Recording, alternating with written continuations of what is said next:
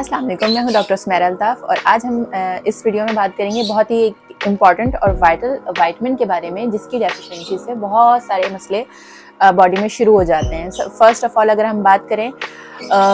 Fatigue की, तो बहुत ज़्यादा पेशेंट कंप्लेन करते हैं कि रात की प्रॉपर नींद लेने के बाद भी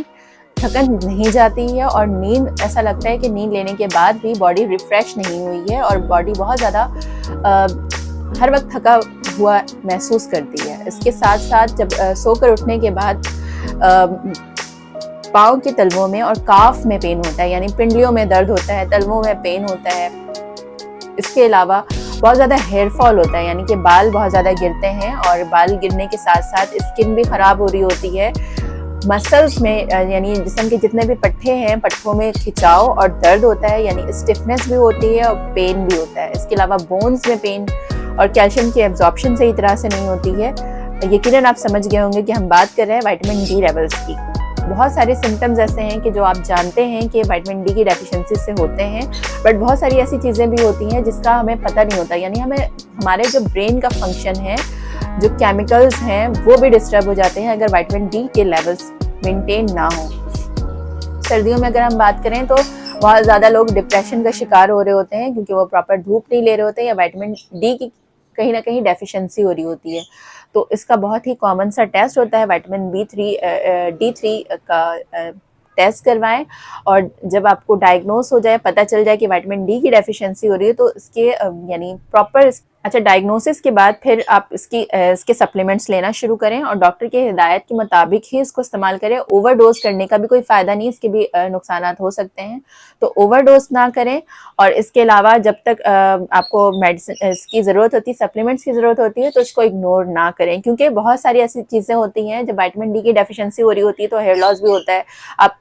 बालों के लिए फिर ट्रीटमेंट्स ले रहे होते हैं, डिफरेंट प्रोसीजर्स ले रहे होते हैं, बट अगर इंटरनल रीज़न ख़त्म ना हो, यानी विटामिन डी की डेफिशिएंसी पूरी ना हो, तो आप जितने भी ट्रीटमेंट्स ले रहे होंगे, समहाउ रूट कॉज होने की वजह से वो दोबारा से हेयर फॉल हो रहा होगा। हमारे पास ऐसे बहुत सारे पेशेंट्स आते हैं जो हेयर PRP के लिए डिफरेंट प्रोसीजर्स के लिए आ रहे होते हैं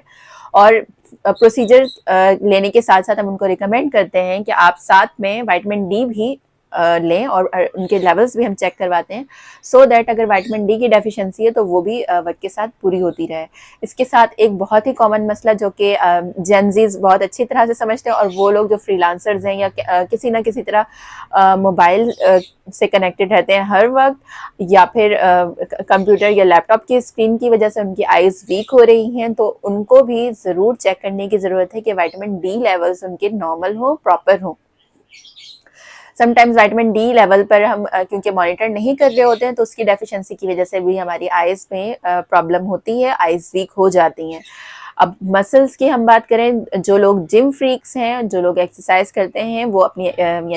यानी अपनी वो फिजिकल एक्टिविटीज़ का बहुत ज़्यादा ख्याल रखते हैं, विच इज़ वेरी गुड। तो उनको भी चाहिए कि जब वो